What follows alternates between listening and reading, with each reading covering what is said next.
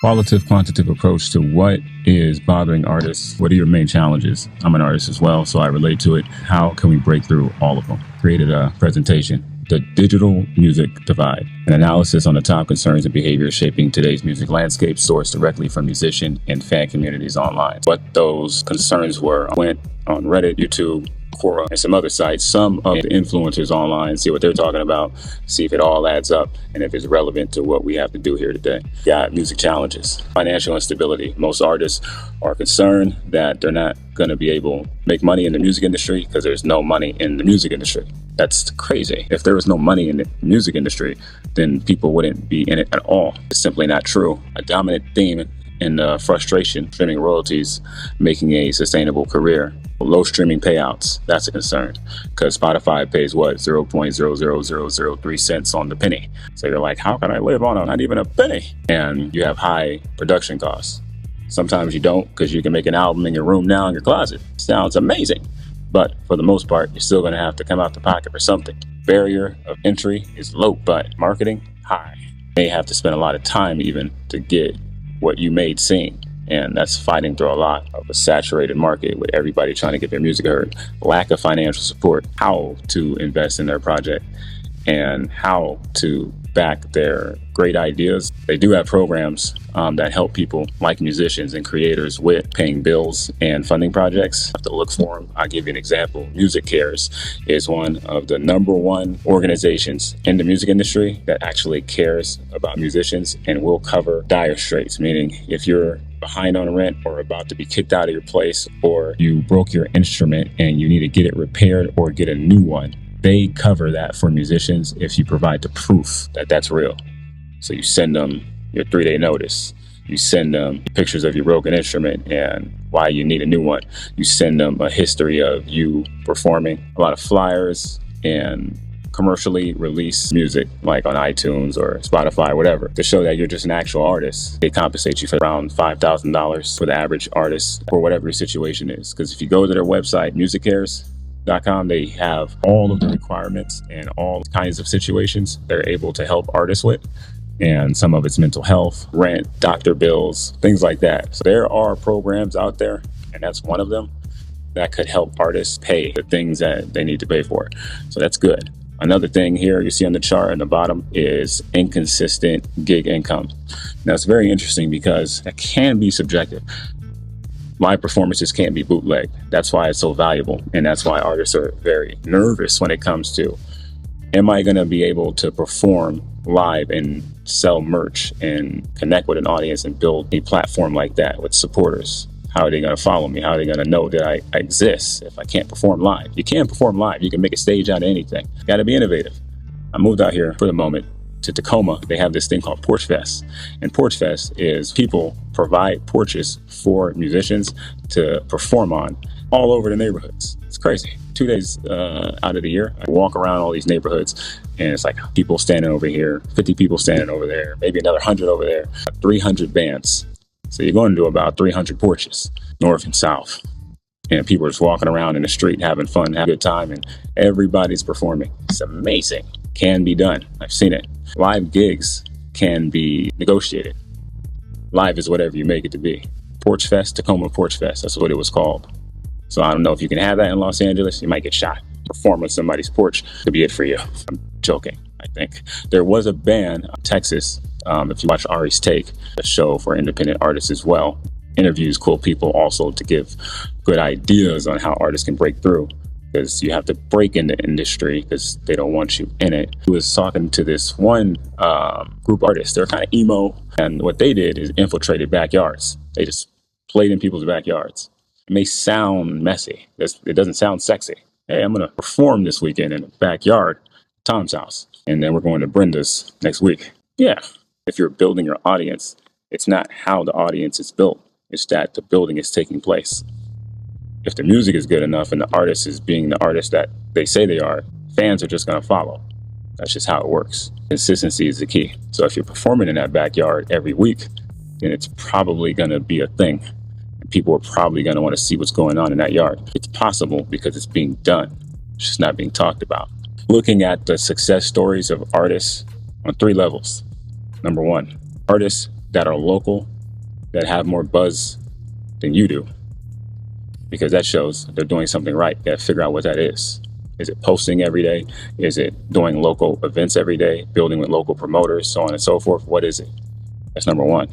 Number two is underground artists that have success. And when you're in the artist community, you know about these things. Sometimes you even have friends that you're doing big things that you would like to also be doing.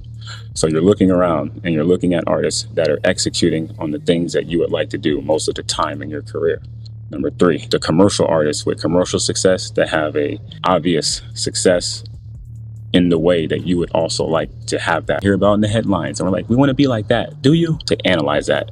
Maybe you want to be part of that. Maybe you don't want to be a household name, but maybe you want to be able to fill up the local club or pub or stadium. But you don't have to be a commercial success to have commercial income. That's what I'm noticing. There's so many artists, but there's one in particular, like 6 million plays a month. It's a regular guy who's on a farm with his wife. And he's like, I don't like the network. He's a Christian guy, like Hollywood. I don't like LA. I don't like the tour. It's not his thing. He wants to stay home with his family on his farm. That's what he does. So he has commercial success in the way of, he may not be famous on TV, but he's famous on Spotify. So you may not know what he looks like, but you may have heard his music before and you don't know about it. So that's a big deal, because most artists that are commercially viable are broke artists, because they're owned by their record label, and you hear the tragic stories all the time. They get stuck in contracts and never get out, and they don't have as much money as you think they do. You just don't hear about it because it's embarrassing. The only thing worse than being broke is being broke and famous, and most artists are. Being an unknown artist able to make money is better than a widely known artist that's broke, and that's the reality. Second graph here, algorithm and discoverability. So musicians feel choked by algorithms that seem to favor established artists. Playlist gatekeeping, major label advantage. Okay, let's break it down. So we got algorithm bias. I think what we should now realize, algorithm bias, right, is constructed. So it's hard to measure success when you're looking at something that's fabricated. Algorithms are often manipulated by record labels and shareholders and investors of that record label to push out a narrative and a perception that an artist is doing better than what they normally are, so they can attract the type of success that comes with that. It's not a fair comparison to say, I'm going to compare myself with Drake or some other new popping artist that you've never heard of before that is getting increased numbers, because those increased numbers are often not real. Hey, fuck that. I'm going to focus on what I'm doing. What they're doing over there is relevant, because if you're trying to measure yourself against an algorithm bias, that algorithm bias could be just a fake algorithm, and you're not measuring yourself against anything. So hitting a target will be difficult. But what happens is, when you're consistently doing the type of creations and dropping them on your own accord, you create your own algorithm, and that becomes yours. So there is no bias in that algorithm because you created it. And numbers, true numbers that perform at the same place at the same time, podcasts every day at this time or every week at this time. Consistency is the only thing that can gain that type of traction. And they call the algorithm feeding the beast, because this shit just keeps eating stuff. So you have to keep feeding the algorithm. So once you're creating it, you can't stop. And that's what comes now with being an artist these days. You have to keep going. Some people don't like, I make the music, now I have to make the creative online platforms for Instagram and TikTok and YouTube, and they all have to be different. A lot of brain energy going out that you don't want to do, and some of it's tedious. And then you got to look at the analytics, the music that you just made. So it's no longer you just put music out and it just gets known. It's you push that music until it gets known and make your own algorithm. Playlist gatekeeping. A lot of that playlist gatekeeping is just gatekeeping, making you pay for a spot that's engineered for you to be there, but not engineered to push out your success. And it's saturated. And a lot of playlists are now AI artists on the playlist. So you maybe create your own playlist. It's probably easier that way. And the percentage of people that get on the playlist that they want to get on, it's a poor goal to have. Saturated market, that's a given. Everybody wants to make music. Everybody wants to create. There's nothing new about that. Major label advantage. Let's talk a major label disadvantage. Major labels have a disadvantage because they move slower than everyone because they're too big to be fast. So we have an advantage over major labels because we're closer to the audience and the people listening to music than the major labels are. They have a funnel, a system. They have to receive information through in order to make decisions that are beneficial for them. But they're often now getting faster when it comes to gathering data. Universal. They're doing damn near a monopoly, buying out competition, and they own just about the world's music publishing catalogs. That's not fair. So that means that if they own shares in the companies that you're trying to get placements on, like Spotify or Tunes, XM, Radio, Pandora, so on and so forth, and they're able to make sure that your limited reach is happening on your music as they promote their artists, because they have an advantage because they're now owner of that company or have a share in that company and determine how it moves. Because the thing about major labels is they want their investment back. So they're going to make sure that happens. So they'll spend as much money as they need to make sure it happens. We don't have those budgets. The way we undercut them is being more creative, being faster, taking more risk, and making sure that we even study their moves to see what's working. And if we can shrink that kind of strategy and put it inside of our own strategy to make it work for us. So the major label advantage is as major as you make it, but minor to solutions and opportunities. Build loyal communities outside algorithms via email lists and Discord servers. There's more platforms in Instagram, more platforms in TikTok, and more verticals of how you can promote yourself. Most people, I notice, myself included, have learned about their favorite artists in a way that was aside to the music. You've probably seen an interview. You probably heard about a story, something that made you connect with your favorite artist that was outside of what you know them to be mainly. Like, example, I had a abusive history with my mother.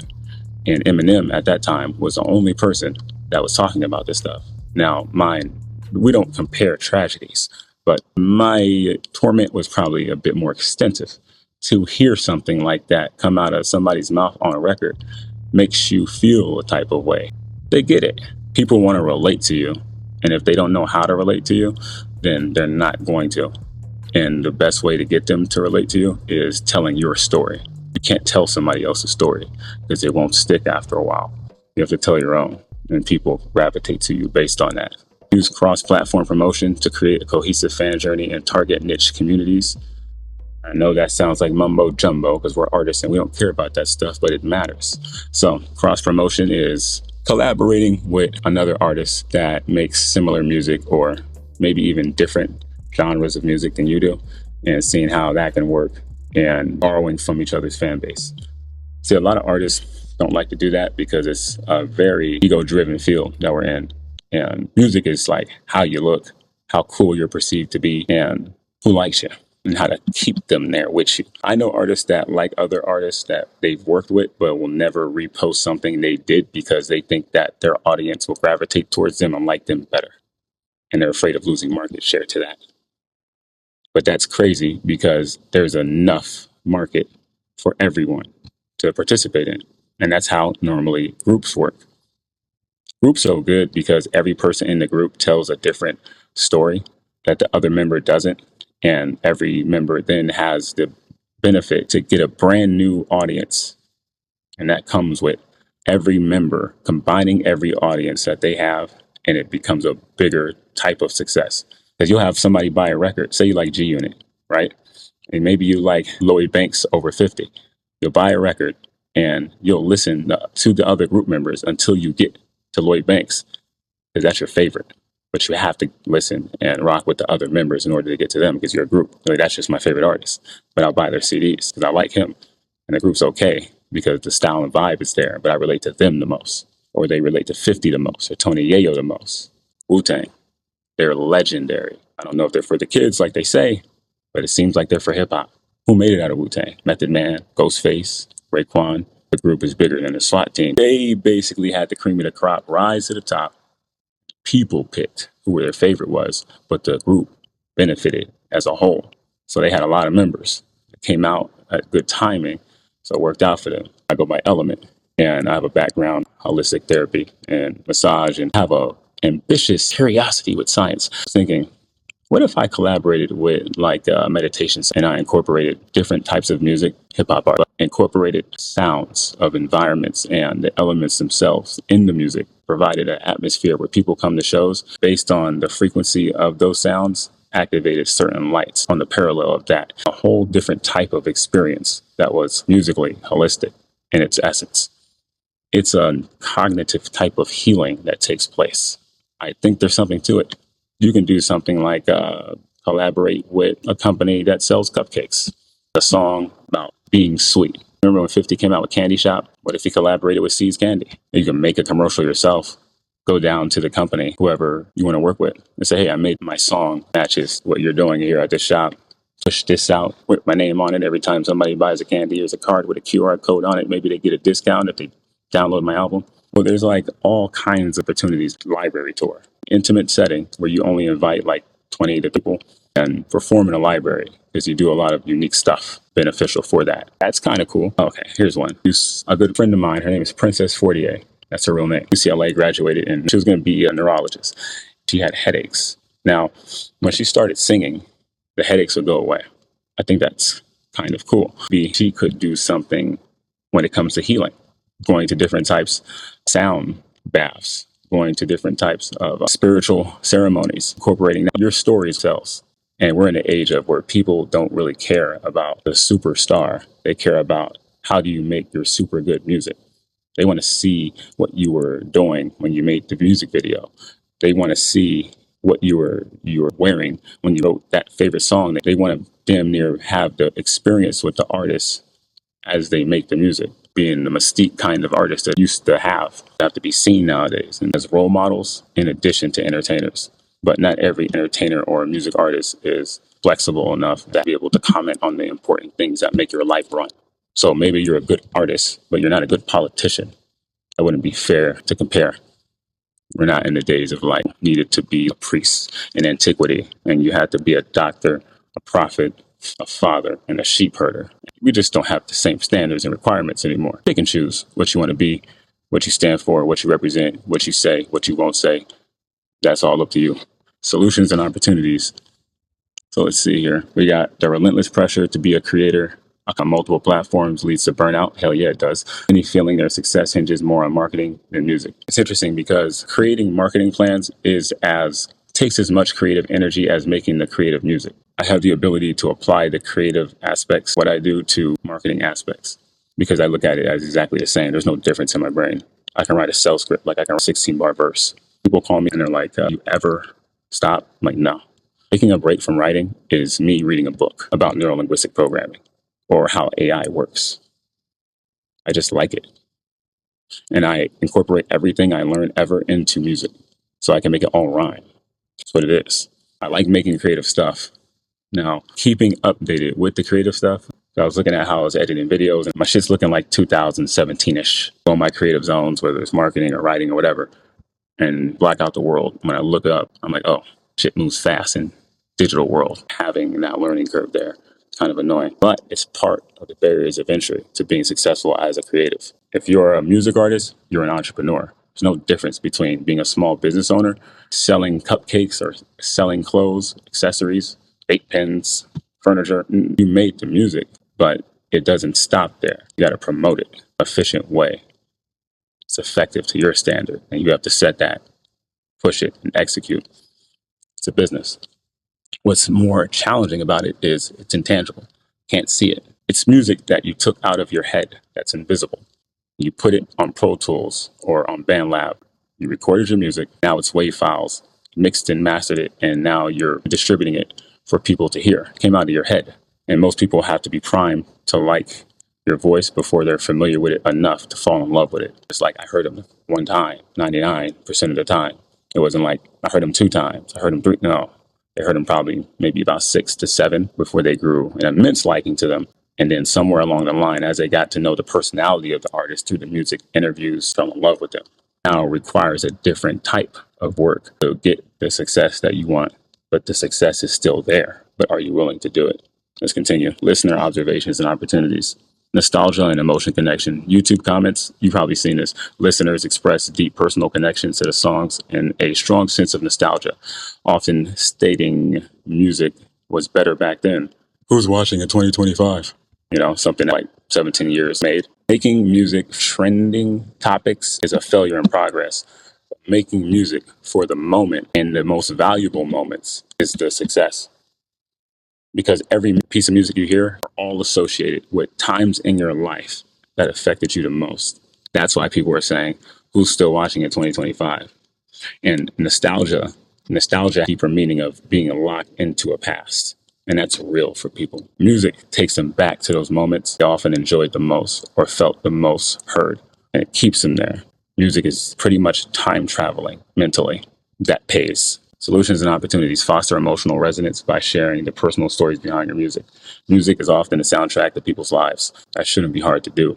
But tapping into that collective consciousness to make the type of music that's relevant to not only you, but a representation of your target market or the times that we exist in that transcend to future times, that bridge generational gaps, incorporating classic elements that showcase new instrumentation with the same understanding that's cohesive.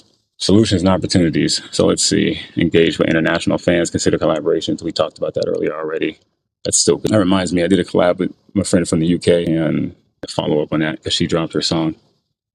Optimize video content for discoverability with relevant tags and compelling thumbnails. You need your relevant tags because nobody will be able to find you, pay you correctly. Tags matter. Metadata matters. Most important thing in the music industry, probably because most payouts don't happen because people aren't aware of the organizations they should register with in order to get paid out. But metadata makes it more difficult to be seen, heard, or found. Money to be distributed to. Compelling thumbnails. You want to know how to make thumbnails? Go YouTube Roberto Blake. Roberto Blake will handle all of the thumbnails. I'm not an expert on that. What he does for a living. He's not a musician. He's a marketer. He's been doing it a long time, and a designer and a photographer. Roberto Blake for all that stuff. Bridging the divide. So it's that the online world reveals a significant gap between the commercial realities artists face and the personal emotional experience of listeners. Success in the new era requires artists to be versatile entrepreneurs and fans to be conscious supporters. By understanding these dynamics, the music community can foster a more sustainable and vibrant future for everyone. That's true, but helping the fan to be a conscious supporter is the solution because fans often don't know what artists go through and the challenges that artists face from the political aspects of it to the personal have to support you. They don't know that payout rates could be changed for statutory rates for artists to get paid more money if you vote for it because those things aren't really talked about because they're not important to most people. So educating them on it makes them want to support you. You can say there's no support in music, but there is because people make GoFundMe and they have these band camps where people can set their own price to put in to download the music. And instead of $1 for the song, they'll get 50. That supporter wants to support you, just needs an avenue to do it. For musicians, diversify income beyond streaming, synchronization royalties, negotiations that you have with like music supervisors to get your music on. Trailers, movies, shows on Netflix, video games, things like that, because it's the only type of royalty that can be negotiated in full by the artist without any kind of intervening by an organization to say you can't get paid that. Because you're dealing with them directly. People that make the decisions to put your music in these things. That's a benefit. Most artists don't go for it. Right now, you have Fortnite. There was an artist interview I was looking at the other day. The interviewer was talking to this artist who got discovered through BandLab. Platform for artists to collaborate and distribute music on, be one of the biggest platforms in music at this moment. That artist was just recording in their phone. Platform allows you to do music there any kind of way, phone, on the computer. What I noticed about him, number one, he didn't care to be perfect. He only wanted the music to be complete and to be heard. So he had fun with it without being too stressful over it, which I noticed is a recipe for success, not being too committed to the outcome, just focusing on the effort. He made all this music, he got it into the Fortnite video game, and I learned that Fortnite people build these worlds. In those worlds and these islands in this digital sphere, people need music for their own personal kind of world. And there's hundreds and thousands of people in this world, digital realm, you want to call it. So whatever kind of music that needs to be made, they want it. Probably hip hop, probably something ethereal, whatever it is. The point is, he's getting paid like between 30, 150,000 per song. The better kind of synchronization, royalty, or deal you can execute. But it's not always about the popularity. It's about accessibility. The number one thing, music director, anybody making decisions for sync, they want to know you own everything. Composition, sound recording, music, lyrics.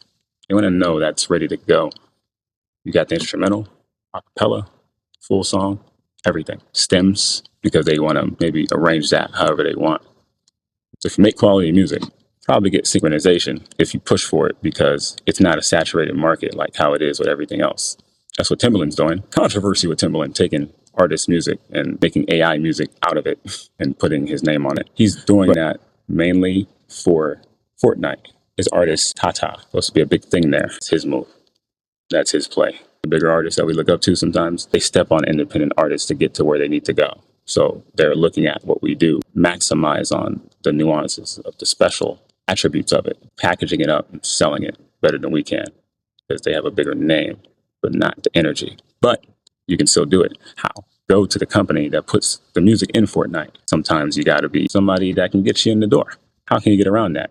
Take a risk, or find somebody, get to know them, or say, fuck it, go somewhere else. What you can do is go to they call them boutique agencies. The boutique agencies that get your music in the same kinds of things that we just mentioned, but they only work with a limited amount of artists, and they show extra attention to the artists they work with, because that's how they work. They know the value of intellectual property. They know the value of your music, and they can foster those relationships, or already have those relationships, to get your music on these kinds of platforms that you need to get on to get paid the money that you want now. Okay, so those agencies, could be a, and they have agencies just in general, but the boutique agencies may be cool because they can answer your questions when you have them. Can probably help you with what you need help with when you need it. They can probably show you attention that bigger companies can't. So boutique agencies do execute, but do they like you enough to have you a part of their roster? You can also make music for that, if that's what you like and that's what you like to do. Or you can see what you have in your catalog that fits a lot of these online narratives and see if those work as well. Pretty much done here. Done talking. The digital music divide should no longer be divided. It should be in unison. You got work to do. My name is Jeremiah. I'm known as Element. I'm from Los Angeles, California.